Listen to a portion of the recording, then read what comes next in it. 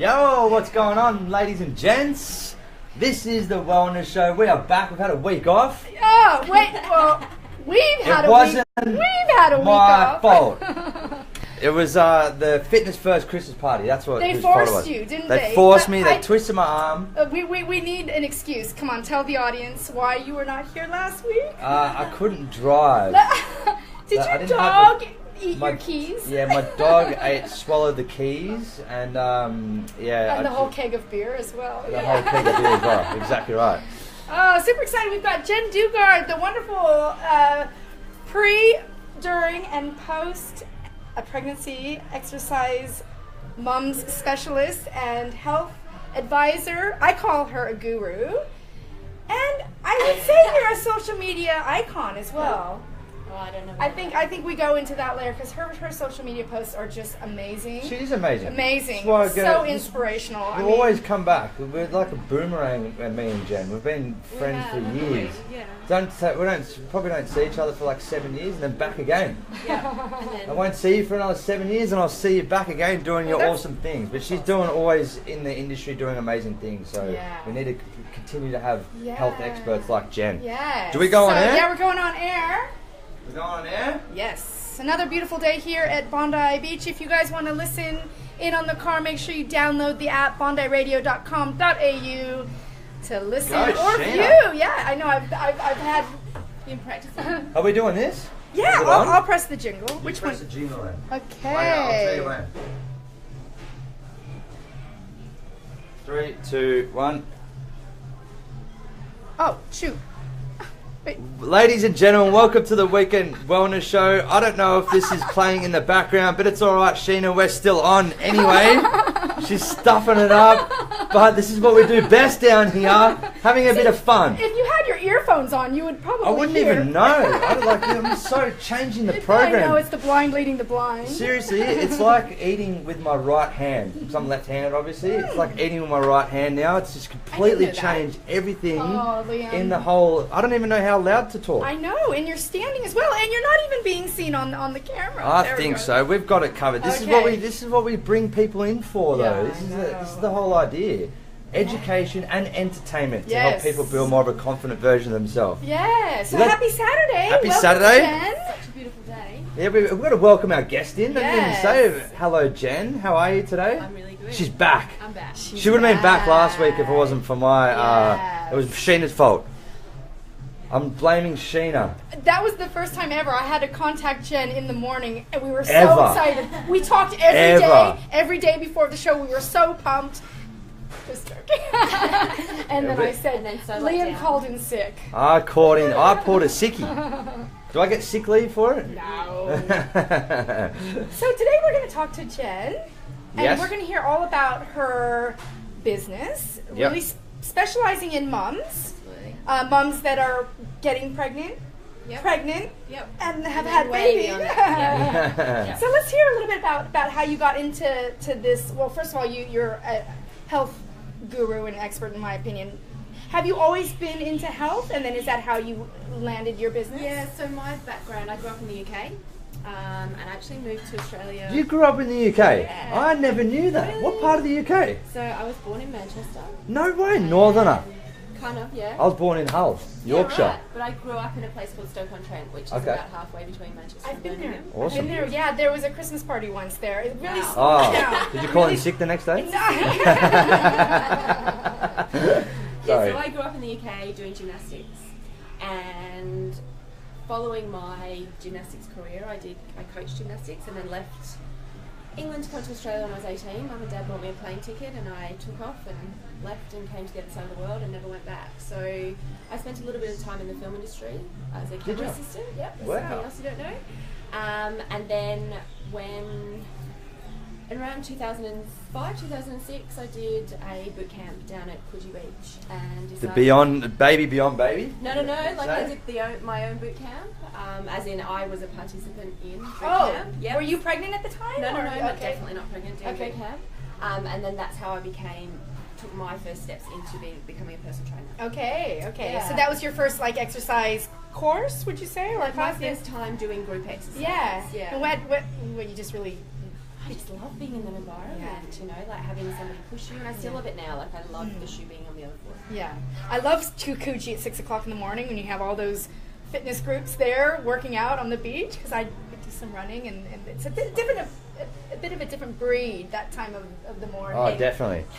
Definitely a different breed. I was at Maroubra Beach for like 6 years as a boot camp instructor. Yeah. So it's hard getting up. That was my tagline then, was rain, hail or shine. I'm there whether you're there or not. So I had to always be there. It didn't matter if it was torrential rain or anything like that. And you still get people down there. But we do that now with our mums. Like we have mums that bring babies and they come out of the rain. Yes. So I have the same attitude. You can't be a personal trainer that works outside and not run your sessions rain, hail or shine. Yeah. So we have a safe place for the babies. They're dry and they're warm, and then we just get wet. Do you get hassled by council? Like, side note. Not at all. Like not Centennial, anymore? we've been in Centennial Park for 10 years nearly. Yeah, they don't. And they're fine. And then we're over in the inner west at Birch Grove Oval, and the guys down there are awesome. Yeah, all right. I used to live right next to Birch Grove Oval. Right, it's so beautiful. I love Birch Grove. Okay, so you've had your first fitness. You're really excited. You're starting to gain muscle, starting to really enjoy working out. And so what made you think that you wanted to start training, and then how did you specifically niche into parents and so moms? I guess with my background being gymnastics and coaching gymnastics, I went underneath a trainer at Fitness First as an apprentice. Which trainer? Back then, Simon Anderson. I don't know Simon. Simon's been out of Fitness First for a few years now. And I worked under him for about 9 months and then ran my own business at Fitness First. And then in 2008, became pregnant with Marley, who's my eldest, and left Fitness First and started Body Beyond Baby when he was 3 months old. Is that when you came into Mind Body? Pretty much. I mean, my body. I've forgotten it now. Wow. I've been around with. It was around that kind of time. Within the first couple of years. Yeah, fair enough. That's how me and Jen met. So we would have met back in 2008. Yeah, it was a winter, because back then we used to go inside in winter. We don't anymore. Really toughen up and toughen up, harden up. That was when I was only a one-on-one trainer. Then I dove into more boot camps after seeing yourself and Troy, who was there as well, just doing the group thing outdoors. So I was like, I'm gonna give this a go. Do the group thing. But that's Jen always came in. She was always busy. She was always very attentive. It's very difficult as a group fitness instructor, even though it's small groups, but that you train in the studio, to have that energy where you can provide the same amount of energy for each client, and she does that really well. That's why I think that she's awesome at what she does. That's why she's a guru. Well, she is a guru, and I haven't even gone. I want to go to. I mean, I would love to. You have to go. I want to. I want to. Okay, so wait, are you pregnant? No, I'm not pregnant. I have a daughter, though. I am post-pregnancy, right? Well, I'm post-pregnancy. She qualifies. I've got a puppy. Does that help? Come and have a look. So you took your own class. You were pregnant, and you took your own class, and so you really enjoyed that part of the journey, being pregnant, working out. And then, so I was a personal trainer when I was pregnant. So I became a personal trainer 2 years before getting pregnant. Oh, I see. And then I moved into, same as Liam, was like in the one-on-one fitness space. I see, okay. And then when Marley was 3 months old, I found myself surrounded by obviously lots of mums, and I knew nothing back then, not anywhere near what I know now, but I knew enough that I needed to offer my child or hand my child over to somebody else so that I could go and exercise. And I knew enough to be able to move around a gym confidently and to train, whereas I find a lot of other women, they either, one, don't ask for help and they don't take the time out, and two, if they do, they don't really know what to do when they get into a gym. So it's like I've taken time out, and then now I'm not quite sure what to do in that time. And maybe it's a little bit different now, 10 years later, because a lot more people have personal trainers and there's a lot more guidance going on, but definitely back then a lot of people just women didn't know what to do. Yeah. I trained a client once, and she fell pregnant. I was the first person she told, which was it was an honour to know. But then she's like, I want to keep training hard. I'm like, I think you got to slow things down a bit, just chill out. She's like, no, I want to keep doing it. Yeah. I think it was 6 weeks actually, maybe 2 months to 6 weeks before she was pregnant. She's still skipping. We've got to get the skipping rope. Like, obviously everyone knows down. Get the skip. No, you're not allowed to skip. She's like, I'm fine. She's skipping and she's running down the street. I'm like, how the hell is she doing that? Baby came out healthy. Yep. That's why I freak out more than anyone when you're in the pregnancy. But does that mean that because she's been training the whole time, even before, I told her to stop. She was like, I'm alright to keep going. And I go, you girls heard this as witness, the other people in the group. She wants to keep going, and I let her. I don't know if that was a bad thing. It's not I mean, look, I always go with the philosophy of you don't know what you don't know. Yeah. So there's no one out there. So I always find when we're talking about things like this, we need to make sure that women don't feel like they've done something wrong, and for trainers to not feel like they've done something wrong to women. We just need to become more educated. We want a healthy baby, but we want a healthy mum. So my philosophy around a woman that wants to keep training, it's like, absolutely, I want you to train. I've got women who train 2-3 days before they have the baby, but we're definitely not skipping. Yeah, I know. And that's we're rule sure. number one. So, you know, like a 60-kilo woman, when she jumps, her pelvic floor has to absorb 9 kilos of visceral, like inside. So add on a pregnancy on top of that, and you want to keep your pelvic floor intact. So throughout pregnancy, we do definitely want to make some adjustments to the way that people are training, and we need to remember that a lot of women, for pelvic floor or abdominal separation, it's not signified through pain. So their pelvic floor won't necessarily hurt, but after they've had their baby, they might be symptomatic. They might have leaking and all that kind of thing, whereas if we pulled them back in pregnancy, we might have found that they might recover quicker afterwards. So we talk about what's the gain in pregnancy versus the cost postnatally, and a lot of the women that want to run in pregnancy are the ones that want to run quicker again after pregnancy. So how about we just slow you down now, build strength, work with you in a different way so that we can return you to running a lot quicker afterwards. I think she's a freak of nature, that one. A lot of women do it. And I'm like, oh man, but it stressed me out as a trainer. So that's why you need to go see Jen Duggard. I mean, yes, come and see me, but I would rather be able to offer education to every single personal trainer out there so that you guys can look after them. That's what I mean. I don't need to look after them. To know, like, I knew that it wasn't good to skip. Like, I know that it's not good to run. Yeah. But just to have that level of depth around the conversation that I could have probably stopped her, even though it's her decision at the end of the day. I didn't know that, like, leakage, all that. If I just told her that, it might have been a bit of a scare tactic. So maybe that's where we need to make sure that personal trainer education has changed. And for trainers to be doing accredited courses so that they know that, and it becomes a more generalised knowledge within the personal training community of what mums should and shouldn't do. Yeah, exactly right. Yeah. I found that because I had started practicing Bikram yoga, and then I got pregnant, and I really loved it, and I wanted to continue. And I Googled, pregnancy and Bikram, and there are so many naysayers and so many negative articles, and my intuition was just, I've got to ask my teacher, my instructor.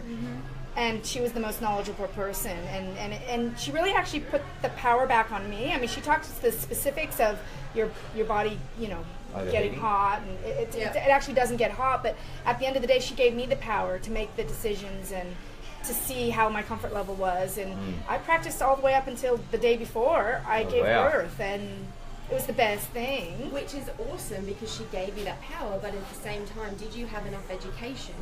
And do people have enough education to make... Because a lot of people go, if you're fine, just keep doing it. And that's what we see in the CrossFit community. That's what we see, Liam, with what you were saying with your client. But if you knew that in a downward dog, the intra-abdominal pressure through your pelvic floor is actually higher in some cases than doing a squat, would you make that same decision? Yeah, exactly And there was modifications. There was definitely modifications. But the fact that I was able to go to, it should be, the person who is teaching should be educated on every stage of life. Because I know when you get pregnant, you don't know what to do with anything. Yeah. What do I eat? And no one's teaching you about the exercise side of things. They're teaching you about, leading up to the birth, what to do with a baby, all that kind of thing. But if mum isn't looked after in herself, then you can have all these tools to be able to look after a child in the most amazing way. But if you're not okay, then it doesn't matter. So on the flip side as well, how important is it, because we've had a conversation about this before, how important is it for the mum to have a community around her? So important. Because I remember it gave me a very valuable lesson, Jen did, when they did this fitness summit. Remember that we did that video content? Yeah. You said that why there might be, we can elaborate a little bit more, why there might be pre and postnatal depression is because the mum is trying to do everything herself, and the parents are trying to do everything themselves, and there's not a community to bring up the baby. Absolutely. So I think that's amazing. How can we go back to that though? because the communities now is just on digital format, and it's just digital format, and it makes us look like everything's okay. So it's not only digital, it is keeping up appearances. So, but I do think that onus comes back onto mums and mums that have been there to start the conversations that no one's having. Yeah. And then for the mums that are struggling to be brave enough, she doesn't have to get on Facebook and tell the world, but to tell someone close to her that she needs help. Yeah. And that she needs, and for her people around her to be picking up on those things as well. Yeah. So is that why you have that community as well? Is that like one of the reasons? Is that a hidden? I love bringing people together, and I love starting the conversations that no one's having. So if we can have training sessions that, yes, you've come together for exercise, so we've had this like-mindedness anyway, but if we can talk about the fact that someone's struggling, or you can talk about postnatal depression, or you can talk about how's your pelvic floor, or you can how's your relationship, all that kind of thing, like if we've got a group of women that are actually having those conversations, then that's almost more important than the exercise itself. Yeah. And I would imagine that exercise is helpful for postnatal depression. I would.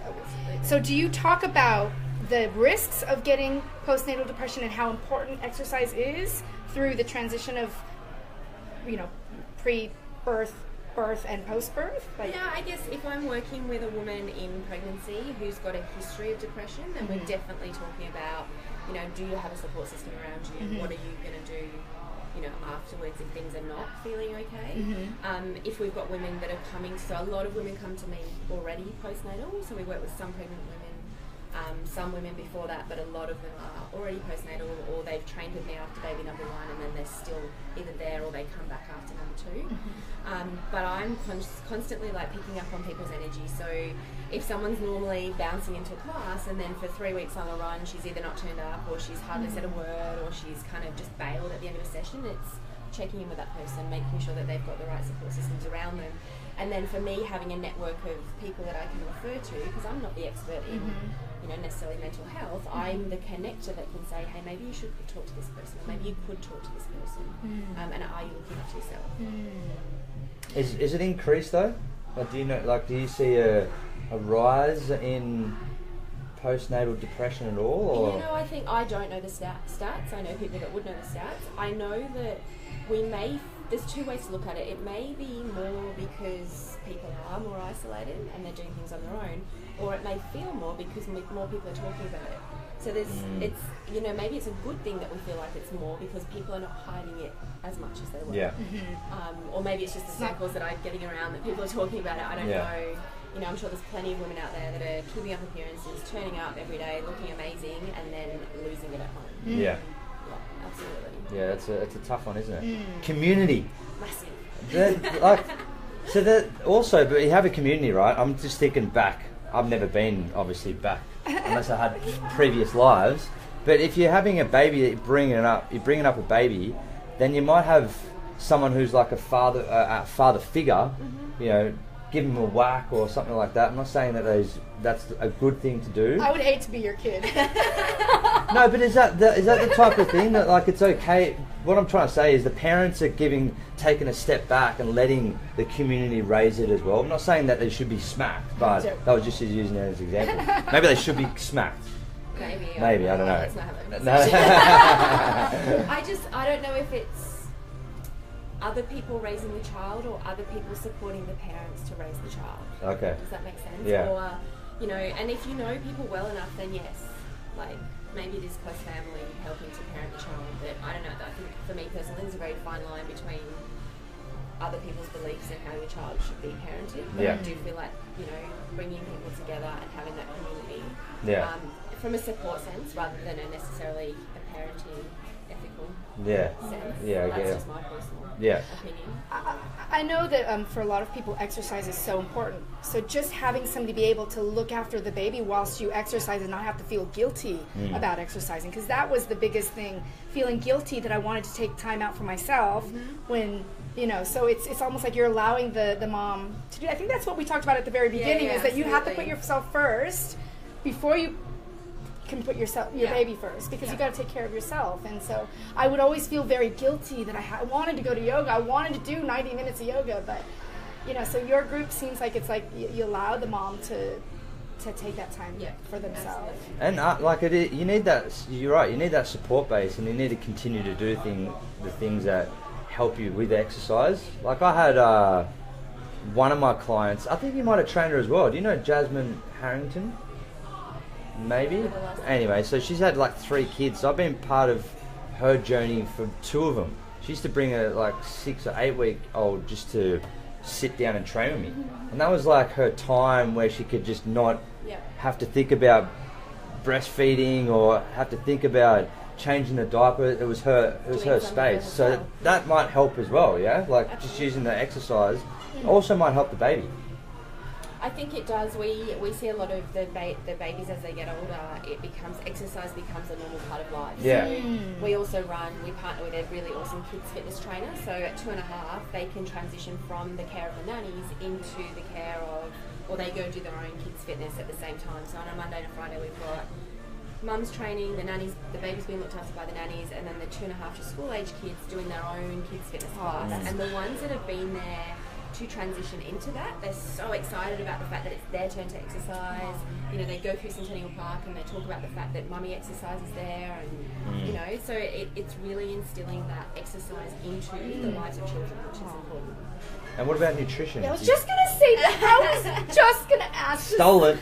You and I, we've got this thing going. I was going to ask. Can I ask Jen? You can ask Jen. What's your feedback on nutrition? That's a great question, Jenna. Does nutrition play a role? First of all, obviously in pregnancy, but how does that work post-pregnancy and getting the weight off and Yeah. So I'm a personal trainer. That's what I'm qualified as. I give basic nutritional guidelines, but I'll premise from the get-go that if somebody wants specific nutrition, I partner with a couple of really great nutritionists that specialise in mums, so I will send them to those people. I see my role as to kind of bring people back to normal, healthy eating, removing processed foods. Are you eating enough? Because a lot of women, I find that they get to a point postnatally, and we'll talk postnatal, where they'll probably look in the mirror and they'll go, holy shit, I want to do something. And it's not necessarily, you know, we don't want it to be all about aesthetics, but there's definitely, for a lot of women, an aesthetics perspective. And when that happens to them, what we want to help them to avoid is old eating habits of, you know, I went through disordered eating in my 20s, and a lot of women go through that kind of thing, so they will undereat and over-exercise. So if we can get someone postnatally to, you know, maybe track how many calories they're eating, to make sure they're eating enough, more often than not eating enough, to make sure they're eating enough good calories or effective calories rather than carbs and fats and whatever is coming into their mouths. So if we can reteach them how to eat in a normal way without a diet, and a lot of women, it's the only time in their life that they can acceptably put on weight, and if you've screwed your metabolism by undereating, it's a really good opportunity to reset your metabolism, learn to eat well, and eat simple, nutritious food. Like, it doesn't have to be, I don't know if I can swear. Like, it doesn't have to be a head fuck. Yeah. Right? It can be... Well, I mean, it was kind of a head fuck for me because when I got pregnant, I ate everything under the sun. So I don't think calorie deficit was my problem. No, more postnatally. So you'll eat everything under the sun, and then you'll get to a point postnatally where you go, oh my goodness, I've got to lose weight. Yes, right. And then you go back to what you learnt in your 20s. Oh, right. Starving yes. And you go back to doing that. I so see. It's a bit of a yo-yo. We want to be the breaking point in that. So we can stop women in their 30s, 40s, 50s, 60s, their whole lives from... you know, being obsessed with food. Like, we want women to enjoy dinner, to eat the chocolate on, you know, when they want to enjoy it without eating it and feeling guilty. But for the rest of the time, you know, eat clean, healthy foods that don't come out of a packet. You know, it doesn't have to be. Yeah. And the excuse to be pregnant, the excuse to eat because you're pregnant isn't really an excuse. You should kind of just keep the same mindset of eating healthy. And you should. I did it, so you can't. I remember sitting there and my husband getting home, and I had a packet of Tim Tams and they were half full, and he's like, "Oh my goodness, you ate them," and he didn't see the packet that was already eaten on the floor. So it's like, well, look, we all do it, but at the same time, and there was some research in the newspaper the other day, and I can't quote the exact research, but talking about how we are causing our children to become overweight. They were talking about how the fact that our generation, our children will not outgrow us. Wow. They will not outlive us because of the way that they're eating. Yeah. And so what generation? Our generation now, or like? Say I was an unhealthy eater and I was overweight. I had a child, potentially, and again, don't quote me on the research because I don't know it exactly. But it was saying that the generations that are coming up are the ones that, through diseases and things like that, they're not going to outlive us. No. Yeah. Because they're living an unhealthy, inactive, processed food lifestyle. Undernourished. Yeah. That's it. That makes a lot of sense. Yeah. And that's why it's like people like Jen and other people in the community that are really educating people on processed food. I mean, like even Aptamil, like not breast milk, but powdered milk. Mm-hmm. Like I wasn't able to feed Emily breast milk. I had to go to Aptamil milk, which is like a powdered milk, a fake milk. Yeah. But there's so many GMOs in that option. And I didn't know the dangers of GMO when I was giving my 6-month-old her food. Yeah. I didn't know any of that. I was feeding her poison because Aptamil has GMOs in it. I didn't understand the importance of organic. I mean, now I understand why they say breast is best. I mean, it is, but I also think that's breast is best. It is, but I also think there's a stigma that we need to make sure we move away from, in that for some women, if they can't breastfeed or are they finding it hard, and the best option mentally and emotionally for them to feed via a bottle is, like, we need just to make sure that there's not a stigma. Absolutely. And I understand because that was the one thing I wanted with all of my heart breastfeed, and I couldn't, and so I had to make that decision, and it was easy to let go, but I didn't know that the food that I was giving her was poison. Yeah, that's where we need the education. That's right. Yeah. And I wouldn't even thought of even researching that, but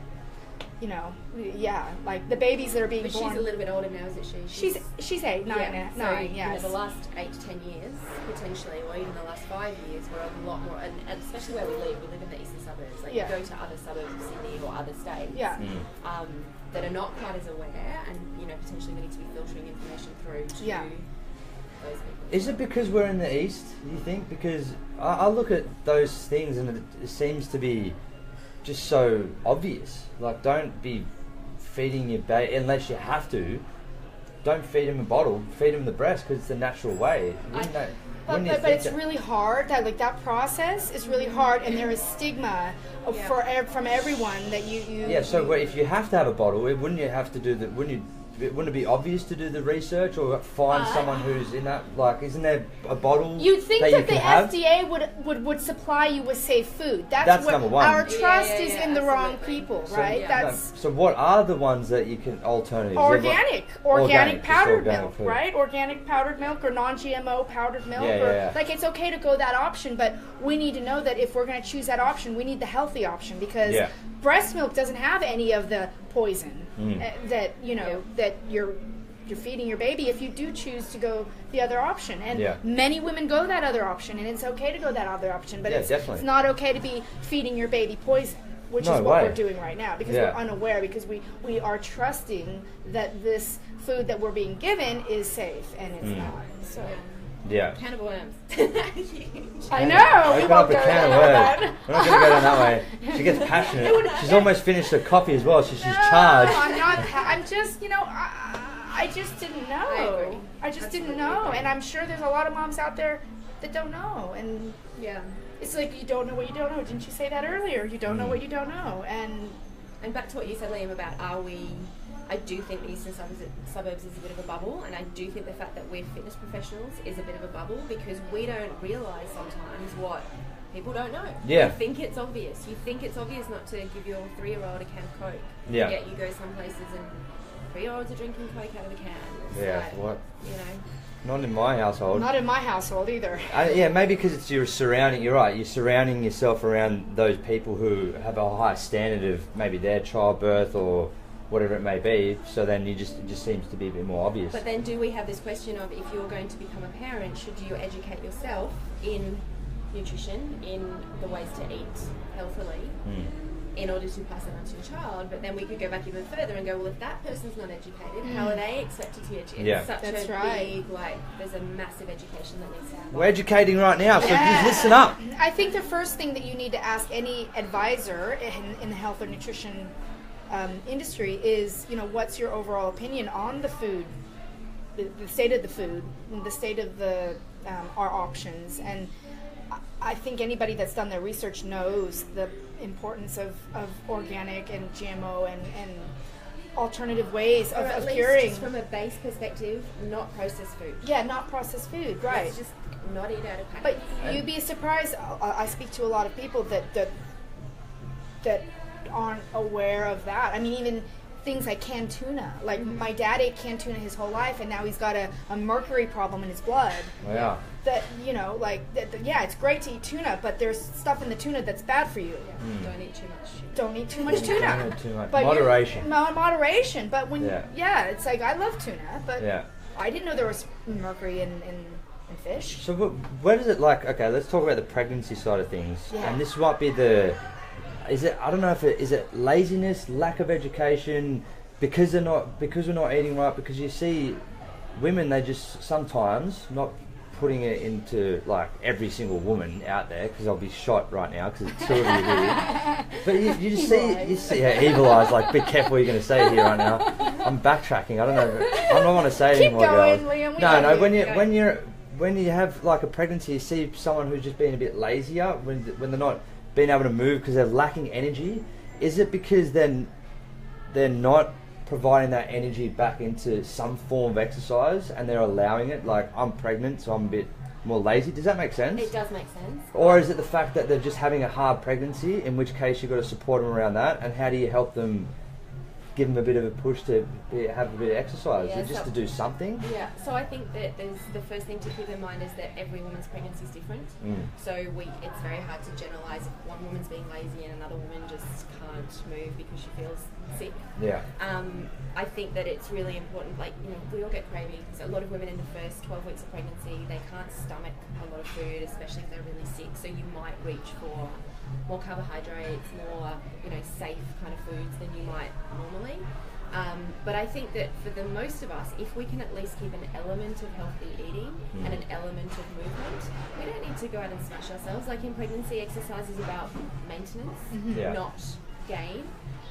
And we're trying to help someone build strength, help them to learn about their pelvic floor, help them to learn about their TA, or transverse abdominis. But also giving them permission to, if they do need to rest and they do need to lie down, you don't have to be at the gym today. You don't have to go for a walk today. So I think there's a very fine line. And you know what, there may be some women out there that are just like, fuck it, I'm pregnant, I'm going to eat shit and I'm not going to move. But I don't think that that's the general population. Yeah. And if we as fitness professionals can encourage people to move whilst respecting their body and how they're feeling, that's the kind of road we need to go. Yeah, definitely. Good answer. Because it's a difficult one. Because how do you know when to support, even from a guy's perspective, how do you know to support your partner because she's feeling a little bit more fatigued, but then you know that exercise is good for her? So is it like a gentle walk today just to get her to do something, or is it just her, you know? So if you're a personal trainer and you're either a female who hasn't had a baby or you're a guy, and even some, you know, women that have had babies have had completely different pregnancies, so talk to that woman about how she's feeling. Do you need to just walk today? Are you feeling out of breath? Are you feeling sick? Did you sleep last night? And then be ready to tailor either what you support them to do as a partner or what you guide them into doing as a fitness professional around how they're feeling on that day. Yeah. So, That's interesting as well, because we just did a workshop a couple of weeks ago basing around programming for people in general, and everything's based around having feedback in that session for that particular person at that present time.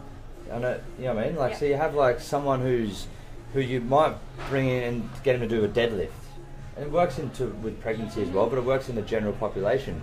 And then you might be working on deadlifts for about 6 weeks, right? But then they might turn around, if you're not talking to them about them wanting to potentially do another set of exercises, you might lose them as a client no feedback. So it's an ongoing question of, like, as a scale of 1 to 10, 1 being poor, 10 being the best session ever, or how you feeling right now, where are you sitting?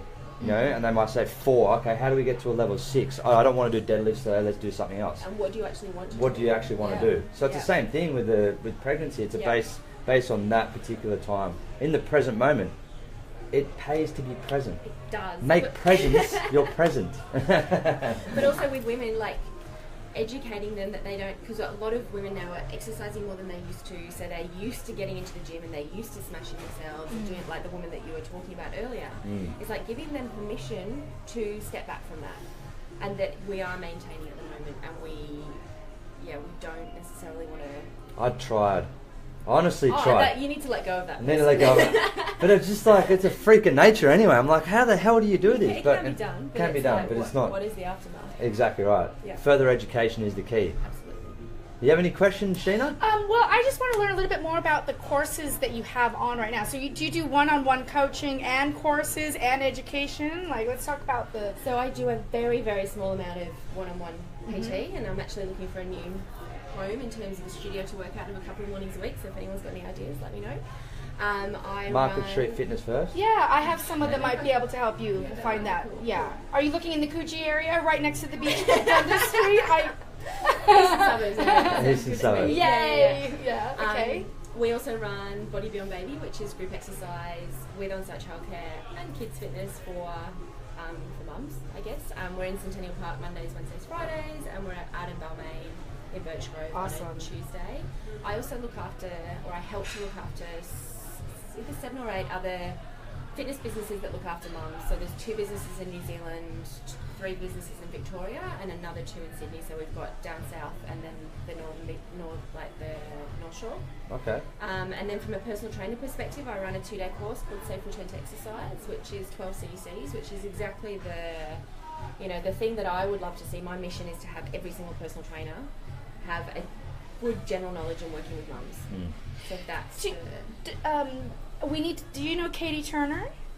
No, we need to connect her with Katie Turner because Katie Turner educates as well, but she doesn't know the mom side of it. She works at FIA. Yeah, Fitness we'll connect you guys. Right. Because she does the same thing, but she teaches Cert 4. She teaches. Yeah, I believe that we need to get this into Cert 4.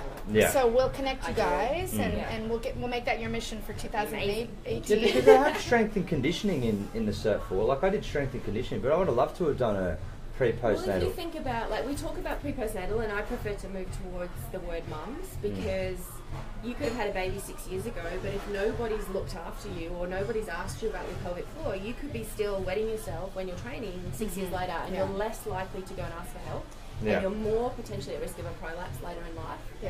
So if we talk about mums, and when we're talking about personal trainers, how many personal trainers are going to work with a woman that is potentially going to become a mum at some point? So yes, it is a specialised set of information, but we're working with technically a general population that is not being looked after on a broad scale. So, PTs are learning out how to strength train, how to work on a BOSU, how to do all these different things, but we're not learning on a big scale about how to work with one of the biggest populations that's in the gym. Yes. So it's like, this shouldn't be, yes, send them to Jen, but no, like, let's Jen teach the PTs so that no one needs to come and see me.